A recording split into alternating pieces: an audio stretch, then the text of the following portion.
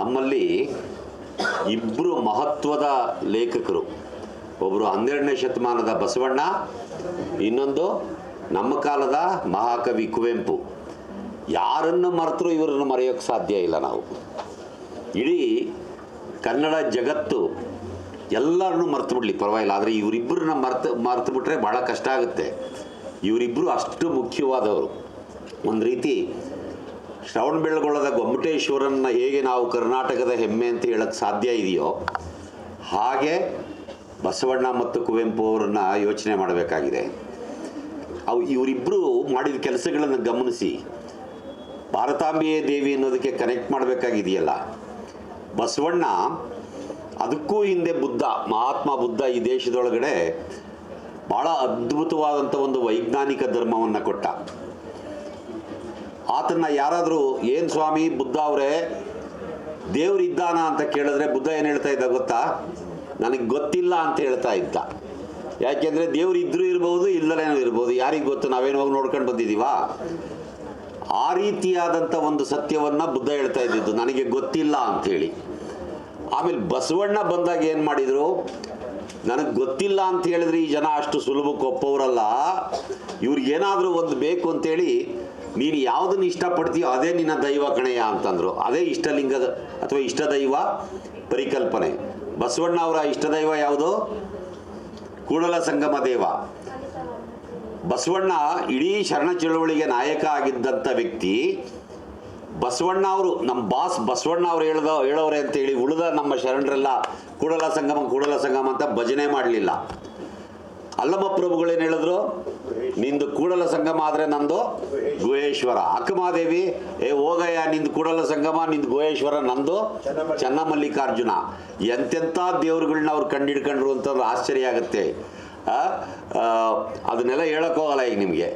ಅದೇ ರೀತಿಯಾಗಿ ಅಂದರೆ ನಮ್ಮ ದೈವವನ್ನು ನಾವೇ ಕಂಡುಕೋಬೇಕು ಅನ್ನೋದು ಬಸವಣ್ಣನವರ ತತ್ವ, ಶರಣರ ತಾತ್ವಿಕತೆ. ದೇವರು ಅಂತಂದರೆ ಯಾರೋ ಹೇಳಿದ್ದು ದೇವರಲ್ಲ, ಸ್ಥಾಪಿತವಾದ ದೈವಗಳಲ್ಲ.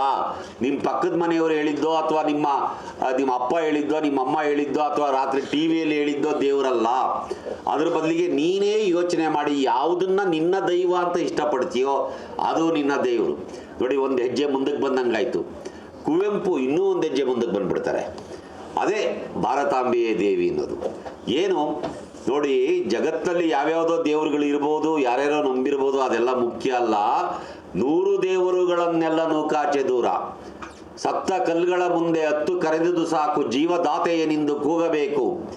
ಏನ್ರಯ್ಯ ಹೋಗಿ ಹೋಗಿ ಹೋಗಿ ಆ ಸತ್ತೋಗಿರೋ ಕಲ್ಲೆದುರುಗಡೆ ಸ್ವಾಮಿ ಕಾಪಾಡಪ್ಪ, ದೇವರೇ ಎಷ್ಟು ಜನ ದಿನ ನೀವು ಗೋಳಾಡ್ತೀರಿ? ಎಷ್ಟು ದಿನ ಗೋಳಾಡ್ತೀರಿ? ಆ ಸತ್ತೋಗಿರೋ ಕಲ್ಲೆದುರುಗಡೆ ಸತ್ತ ಕಲ್ಲುಗಳ ಮುಂದೆ ಹತ್ತು ಕರೆದುದು ಸಾಕು, ಜೀವದಾತೆಯನೆಂದು ಕೂಗಬೇಕು. ಮುಂದಕ್ಕೇನು ಹೇಳ್ತಾರೆ? 100 ದೇವರುಗಳನ್ನೆಲ್ಲ ನೂಕಾಚೆ ದೂರ. ನಮ್ಮ ದೇಶದಲ್ಲಿ ದೇವರುಗಳ ಸಂಖ್ಯೆ ಎಷ್ಟು? 33 ಕೋಟಿ ಸಾರ್. ಯಾವಾಗ? ಅದು ಸ್ವಾತಂತ್ರ್ಯ ಬಂದಾಗ ನಮ್ಮ ಜನಸಂಖ್ಯೆನೂ 33 ಕೋಟಿ. ನಮ್ಮ ದೇವತೆಗಳ ಜನಸಂಖ್ಯೆ ಎಷ್ಟು? ಅವ್ರದ್ದು 33 ಕೋಟಿ. ಈಗ ನಾವು 140 ಆಗಿದ್ದೀವಿ. ಅವ್ರದ್ದು ಎಷ್ಟಾಗಿರ್ಬೋದು? ಅಲ್ಲಿ ಸೆನ್ಸಸ್ಸೇ ಆಗಿಲ್ಲ. ಇಲ್ಲಿ ಸೆನ್ಸಸ್ ಆಗಿ ನಮ್ದು 140 ಕೋಟಿ ಆಗಿದೆ. ಅವ್ರದ್ದು ಎಷ್ಟಾಗಿದೆಯೋ ಗೊತ್ತಿಲ್ಲ. 33 ಕೋಟಿ ಈಕ್ವಲ್ ಇತ್ತು 47ನೇ ಇಸ್ವಿಲಿ. ಹಾಗಾಗಿ ಪ್ರಾಸಕ್ಕೆ ಹೇಳ್ತಾರೆ ಅವರು, 100 ದೇವರುಗಳನ್ನೆಲ್ಲ ನೂಕಾಚೆ ದೂರ. ಯಾರೋ ನಮ್ಮ ಭಾರತೀಯರಿದಾರಲ್ಲ, ಒಂಥರ ವಿಚಿತ್ರವಾದ ಮನಸ್ಸು ನಮಗೆ ದೇವರು ಪೂಜೆ ಮಾಡೋಕ್ಕೆ ಏನಾದರೂ ಒಂದು ಬೇಕೇ ಬೇಕು. ಒಂದು ತಿಪ್ಪೆ ಮೇಲೆ ನಿಂತ್ಕೊಂಡಾದ್ರೂ ಒಂದು ಊದುಗಡ್ಡಿಯೇ ನಿಂಗೆ ಬೆಳಗಿದ್ರೆ ಅದು ಸಮಾಧಾನ. ಎಲ್ಲೋದ್ರೂ ಒಂದು ಏನು ಕಂಡ್ರು ಕೈ ಮುಗಿಯೋದು ನಮ್ಮ ಸ್ವಭಾವ. ಆಕಾಶಕ್ಕೆ ಕೈ ಮುಗಿತೀವಿ, ನೆಲಕ್ಕೆ ಕೈ ಎಲ್ಲದಕ್ಕೂ ಕೈ ಮುಗಿತಾ ಇರ್ತೀವಿ. ಅದು ನಮ್ಮ ಭಾರತೀಯರ ಮನಸ್ಥಿತಿ. ಭಾರತೀಯರ ಮನಸ್ಥಿತಿಯನ್ನು ಕುವೆಂಪು ಅರ್ಥ ಮಾಡ್ಕೊಂಡಿದ್ರು ಅಂತ ಕಾಣುತ್ತೆ. ಅಥವಾ ಯಾರೋ ಕುವೆಂಪುನ ಕೇಳಿರ್ಬೋದು, ಏನು ಸ್ವಾಮಿ ಇರೋ ಬರೋ 100 ದೇವರುಗಳನ್ನೆಲ್ಲ ಆಚೆಗೆ ತಳ್ಳಿಬಿಟ್ರೆ ಪೂಜೆ ಮಾಡೋಕ್ಕೆ ಒಂದು ದೇವ್ರು ಬೇಡವಾ ನಮಗೆ ಅಂತ ಕೇಳಿರ್ಬೋದು. ಆವಾಗ ಕುವೆಂಪು ಏನು ಮಾಡಿದ್ರು? 100 ದೇವರುಗಳನ್ನೆಲ್ಲ ನೂಕಾಚೆ ದೂರ, ಭಾರತಾಂಬೆಯ ದೇವಿ ಪೂಜಿಸುವ ಬಾರ. ಈ ದೇಶವನ್ನೇ ದೇವರು ಅಂತ ತೋರಿಸಿದ್ರಲ್ಲ, ಈ ದೇಶ ದೇವರಲ್ವಾ? ಯಾರು ಅಲ್ಲ ಅಂತ ಹೇಳಕ್ಕಾಗಲ್ಲ. ಇದು ಹಿಂದೂಗಳಿಗೂ ದೇವರು, ಮುಸಲ್ಮಾನರಿಗೂ ದೇವರು, ಇದು ಬ್ರಾಹ್ಮಣರಿಗೂ ದೇವರು, ಒಕ್ಕಲಿಗರಿಗೂ ದೇವರು, ಲಿಂಗಾಯತರಿಗೂ ದೇವರು, ಕುರುಬರಿಗೂ ದೇವರು, ದಲಿತರಿಗೂ ದೇವರು, ಬೇಡರಿಗೂ ದೇವರು, ಬೆಸ್ತರಿಗೂ ದೇವರು, ಎಲ್ಲ ಜಾತಿಯವರಿಗೂ ದೇವರು. ಇದು ಎಲ್ಲ ಧರ್ಮದವರಿಗೆ ದೇವರು. ಇದು ಎಡಪಂಥೀಯರಿಗೂ ದೇವರು, ಬಲಪಂಥೀಯರಿಗೂ ದೇವರು. ಯಾರಾದ್ರೂ ಎಡಪಂಥೀಯರು ಹೇಳ್ರಪ್ಪ ಭಾರತ ದೇಶ ದೇವರಲ್ಲ ಅಂತೇಳಿ, ಅಲ್ಲ ಅಂತ ಹೇಳೋಕ್ಕೆ ಸಾಧ್ಯವೇ ಇಲ್ಲ. ಇದು ಬಲಪಂಥೀಯರಿಗೂ ದೇವರು, ಎಡಪಂಥೀಯರಿಗೂ ದೇವರು. ಆಮೇಲೆ ದೊಡ್ಡವ್ರಿಗೂ ದೇವರು, ಚಿಕ್ಕವ್ರಿಗೂ ದೇವರು. ಇದು ಗಂಡಸರಿಗೂ ದೇವರು, ಹೆಂಗಸರಿಗೂ ದೇವರು. ಯಾವುದು ತಾರತಮ್ಯ ಇಲ್ಲ. ಈ ದೇಶವನ್ನೇ ದೇವರು ಅಂತ ಹೇಳುವಂಥ ಒಂದು ಆಲೋಚನಾ ಶಕ್ತಿ ಇತ್ತಲ್ಲ, ದೂರದೃಷ್ಟಿ ಇತ್ತಲ್ಲ, ಅದು ಮಹಾಕವಿ ಕುವೆಂಪು ಅಂತಂದರೆ. ಕುವೆಂಪು ಅವರನ್ನು ಹೊರತುಪಡಿಸಿ ನಾವೇನಾದರೂ ಬದುಕಕ್ಕೆ ಹೋದರೆ ನಾವು ಬದುಕಕ್ಕೆ ಸಾಧ್ಯವೇ ಇಲ್ಲ.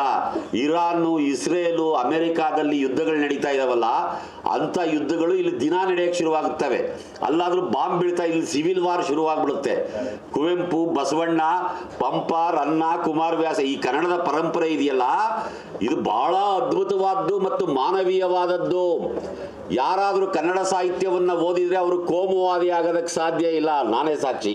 ಆದರೆ ಕನ್ನಡ ಸಾಹಿತ್ಯವನ್ನು ಓದಿದ ಮೇಲೆ ಮನುಷ್ಯನಾಗುವಂಥ ಒಂದು ಪಕ್ವತೆ ಇದೆಯಲ್ಲ, ಅದು ಬರುತ್ತೆ. ನೀವು ಅರ್ಥ ಮಾಡ್ಕೋಬೇಕಾಗಿರೋದೇನು ಗೊತ್ತಾ? ಕನ್ನಡ ಸಾಹಿತ್ಯ ಒಬ್ಬ ವ್ಯಕ್ತಿಯನ್ನು ಮನುಷ್ಯನನ್ನಾಗಿ ರೂಪಿಸುತ್ತೆ ಅನ್ನೋದಾದರೆ ನಾವ್ಯಾಕೆ ಕನ್ನಡ ಸಾಹಿತ್ಯವನ್ನು ಬಿಡಬೇಕು? ನೀವು ಇಂಜಿನಿಯರಿಂಗ್ ಓದಿ, ಮೆಡಿಕಲ್ ಓದಿ, BCom ಓದಿ, BSc ಓದಿ, MSc ಏನು ಬೇಕಾದ್ರೂ ಓದಿ, ಅದ್ರ ಜೊತೆಗೆ ಒಂಚೂರು ಕನ್ನಡ ಸಾಹಿತ್ಯ ಓದ್ಕೊಳ್ಳಿ. ಒಂಚೂರು ಕನ್ನಡ ಸಾಹಿತ್ಯವನ್ನು ಓದ್ತಾ ಇದ್ರೆ ನಿಮಗೆ ಎಲ್ಲಿಲ್ಲದ ಶಕ್ತಿ ಬರುತ್ತೆ. ನಿಮ್ಮ ಮುಖಕ್ಕೆ ವಿಶೇಷವಾದ ತೇಜಸ್ ಬರುತ್ತೆ. ನೋಡಿ, ತಲೆಯಲ್ಲಿ ಕೂದಲಿಲ್ಲ, 66 ವರ್ಷ, ಈಗಲೂ ನಾನು ಎಷ್ಟು ಸುಂದರವಾಗಿ ಕಾಣ್ತಾ ಇದ್ದೀನಿ ಅಂತಂದ್ರೆ ಯಾಕೆ ಅಂತಂದ್ರೆ ನಾನು ಕನ್ನಡ ಸಾಹಿತ್ಯದ ವಿದ್ಯಾರ್ಥಿ. ಗೊತ್ತಾಯ್ತಾ? ನಮ್ಮೆಲ್ಲರ ಸೌಂದರ್ಯದ ಗುಟ್ಟು ಏನು? ಅದಕ್ಕೆ ನಾನು ಒಬ್ಬ ಅಲ್ಲ, ಇಡೀ ಕನ್ನಡಿಗರಾಗಿದ್ದಾರೆ ಅಂತ ನಮ್ಮ ಕವಿರಾಜ ಮಾರ್ಗಕಾರ ಹೇಳ್ತಾನೆ. ಚಲ್ವರ್ಕಳ್ ಅಂತಾನೆ ಕನ್ನಡಿಗರನ್ನ, ಅವನು ಚಲ್ವರ್ಕಳ್ ಅಂತ ಹೇಳ್ತಾನೆ. ಹಾಗಾಗಿ ಕನ್ನಡ ಮತ್ತು ಕನ್ನಡ ಭಾಷೆ, ಸಂಸ್ಕೃತಿ, ಸಾಹಿತ್ಯ, ಚರಿತ್ರೆ ಇವೆಲ್ಲವೂ ನಿಮಗೆ ವಿಶೇಷ ಶಕ್ತಿ ಕೊಡ್ತವೆ. ಇದನ್ನು ಅರ್ಥ ಮಾಡ್ಕೊಳ್ಳಿ. ಇವತ್ತು ಯಾರು ಸರಿಯಾಗಿ ಪ್ರಾಥಮಿಕ ಶಾಲೆಯಿಂದ ಕನ್ನಡ ಓದ್ಕೊಂಡು ಬಂದರೋ ಅವರು ರಾಜ್ಯ ಆಳೋ ಸ್ಥಿತಿ ಒಳಗಡೆ ಶಕ್ತಿಯನ್ನು ಪಡ್ಕೊಂಡಿದ್ದಾರೆ. ಬೇಕಾದಷ್ಟು ಉದಾಹರಣೆಗಳನ್ನು ನಾವು ಕೊಡ್ಬೋದಾಗಿದೆ. ನಾನು ಹೆಚ್ಚೊತ್ತು ಮಾತಾಡ್ತಾ ನಿಂತರೆ ಪಾಪ ನಿಮಗೆ ಮೇಷ್ಟ್ರು ಹೇಳಿರೋ ಅನೇಕ ಸಂಗತಿಗಳು ಎವಾಪ್ರೇಟ್ ಆಗುವ ಸಾಧ್ಯತೆ ಇರುತ್ತೆ. ಅದು ಹಾಗೇ ಇರಲಿ. ನೀವು ಮನೆಗೆ ಹೋದ್ಮೇಲೆ SGS ಏನು ಹೇಳಿದ್ರು ಅನ್ನೋದನ್ನ ಮತ್ತೊಮ್ಮೆ ನೀವು ಮೆಲುಕು ಹಾಕಬೇಕಾಗಿದೆ. ಇದು ಬಹಳ ಮುಖ್ಯ. ಇಂಥ ಉಪನ್ಯಾಸಗಳು ಸಿಗೋದಿಲ್ಲ ನಿಮಗೆ. ಇನ್ನೊಂದ್ಸರಿ ನೀವು SGS ಕರ್ಕೊಂಬಂದ್ಬಿಟ್ಟು ಇಲ್ಲೊಂದು ಲೆಕ್ಚರ್ ಕೊಡಿ ಸರ್ ಅಂತಂದರೆ ಅವ್ರು ಎಲ್ಲಿರ್ತಾರೋ, ಗುಲ್ಬರ್ಗದಲ್ಲಿ ಇರ್ತಾರೆ, ರಾಯಚೂರಲ್ಲಿ ಇರ್ತಾರೆ, ಮೊನ್ನೆ ಎಲ್ಲೋ ಯಾವುದೋ ಕೊಪ್ಪಳದಲ್ಲಿದ್ದರು, ದಿನ ಒಂದೊಂದು ಊರಲ್ಲಿ ಇರ್ತಾರೆ ಅವರು. ಅಂಥವ್ರು ಬಂದು ನಿಮಗೆ ಉಪನ್ಯಾಸ ಕೊಟ್ಟಿದ್ದಾರೆ ಅಂತಂದರೆ ಅದು ನಿಮ್ಮ ಎದೆ ಒಳಗಡೆ ಗಟ್ಟಿಯಾಗಿ ಉಳಿಬೇಕು. ಕುವೆಂಪು ಚಿಂತನೆಗಳನ್ನು ಭಾಳ ಸ್ಪಷ್ಟವಾಗಿ ಹೇಳಿದ್ದಾರೆ. ನೀವು ಸ್ವಲ್ಪ ಮೆಲ್ಕಾಕಿ ಏನಾದರೂ ನೋಟ್ಸ್ ಮಾಡ್ಕೊಂಡಿದ್ರೆ ಅದನ್ನು ಮತ್ತೆ ಮತ್ತೆ ಮನನ ಮಾಡ್ಕೊಳ್ಳಿ. ಅವಾಗ ಗೊತ್ತಾಗುತ್ತೆ ಕನ್ನಡದ ಶಕ್ತಿ ಏನು, ಕುವೆಂಪು ಶಕ್ತಿ ಏನು, ಬಸವಣ್ಣನ ಶಕ್ತಿ ಏನು, ಪಂಪನ ಶಕ್ತಿ ಏನು, ಕನಕನ ಶಕ್ತಿ ಏನು, ಇವೆಲ್ಲವೂ ಅರ್ಥ ಆಗ್ತಾ ಹೋಗ್ತವೆ. ಇಷ್ಟೆಲ್ಲ ನಮ್ಮ ದೇಶದೊಳಗೆ ಜಾತಿ, ಮತ ಇವೆಲ್ಲ ನಡೀತಾ, ಅಸ್ಪೃಶ್ಯತೆ, ಅಸಮಾನತೆ, ಇದಕ್ಕೆ ಕಾರಣ ಯಾರು ಗೊತ್ತಾ? ನಾನು, ನೀವು. ನಾವು ಕನ್ನಡ ಮೇಷ್ಟ್ರುಗಳು ಸರ್. ಕನ್ನಡ ಮೇಷ್ಟ್ರುಗಳು ಸರಿಯಾಗಿ ನಾವು ಕನ್ನಡ ಪಾಠ ಮಾಡಿದ್ದಿದ್ರೆ ಇದು ಯಾವುದೂ ಇರ್ತಾ ಇರಲಿಲ್ಲ. ನಾವು ಸಂಬಳ ತಗೊಳ್ಳೋಕ್ಕೋಸ್ಕರ ಕನ್ನಡ ಲೆಕ್ಚರರ್ಗಳಾಗಿ, ಮೇಷ್ಟ್ರುಗಳಾಗಿ ಸೇರ್ಕೊಂಡಿದ್ದೀವಿ. ಕ್ಲಾಸ್ ರೂಮಲ್ಲಿ 4 ಗೋಡೆ ನಡುವೆ ಮಕ್ಕಳಿಗೆ ಟೆಕ್ಸ್ಟ್ ಇದೆ, ಅವ್ರಿಗೆ ಎಕ್ಸಾಮ್ ಇದೆ ಅನ್ನೋಕ್ಕೋಸ್ಕರ ಕನ್ನಡ ಪಾಠ ಮಾಡ್ತೀವಿ. ಮನೆಗೆ ಹೋದ್ಮೇಲೆ ನಾವು ನಮ್ಮ ಹೆಂಡತಿ ಮಕ್ಕಳಿಗೆ ಕುವೆಂಪುನೂ ಹೇಳಲ್ಲ, ಪಂಪನೂ ಹೇಳಲ್ಲ, ಕುಮಾರವ್ಯಾಸನೂ ಹೇಳಲ್ಲ. ಆ ಥರದ ಪರಿಸ್ಥಿತಿ ಒಳಗೆ ನಾವು ಪರಮಪಾತಕಿಗಳು, ಕನ್ನಡ ಮೇಷ್ಟ್ರುಗಳು. ಇದನ್ನು ನಾವು ಸತ್ಯ ತಿಳ್ಕೊಂಡು ಸರಿಯಾದ ರೀತಿ ನಾವು ಬರೀ ಮಕ್ಕಳಿಗೆ ಪಾಠ ಮಾಡಿದ್ರೆ ಸಾಲದು, ಸಾರ್ವಜನಿಕರಿಗೆ ಕುವೆಂಪು ಅವರನ್ನು ಪ್ರತಿನಿತ್ಯ ಹೇಳಬೇಕಾಗಿದೆ, ನಮ್ಮ ಕುಟುಂಬಗಳಿಗೆ ಹೇಳಬೇಕಾಗಿದೆ, ನಮ್ಮ ಮಕ್ಕಳಿಗೆ ಹೇಳಬೇಕಾಗಿದೆ. ಈ ಥರದ ಸಂಗತಿಗಳನ್ನು ಬಿಟ್ಟು ನಾವು ಹೊರಗೆ ಬರದೇ ಇದ್ದರೆ, ಕುವೆಂಪು ಅವ್ರನ್ನ ಮುಚ್ಚಿಟ್ಕೊಳ್ತಾ ಇದ್ರೆ, ಪಂಪನ್ನ, ಕುಮಾರವ್ಯಾಸನ್ನ, ಬಸವಣ್ಣನ ಮುಚ್ಚಿಟ್ಕೊಳ್ತಾ ಇದ್ರೆ ಯಾವ ದೇಶವೂ ಸಮಾಜವೂ ಉಳಿಯೋದಕ್ಕೆ ಸಾಧ್ಯ ಇಲ್ಲ.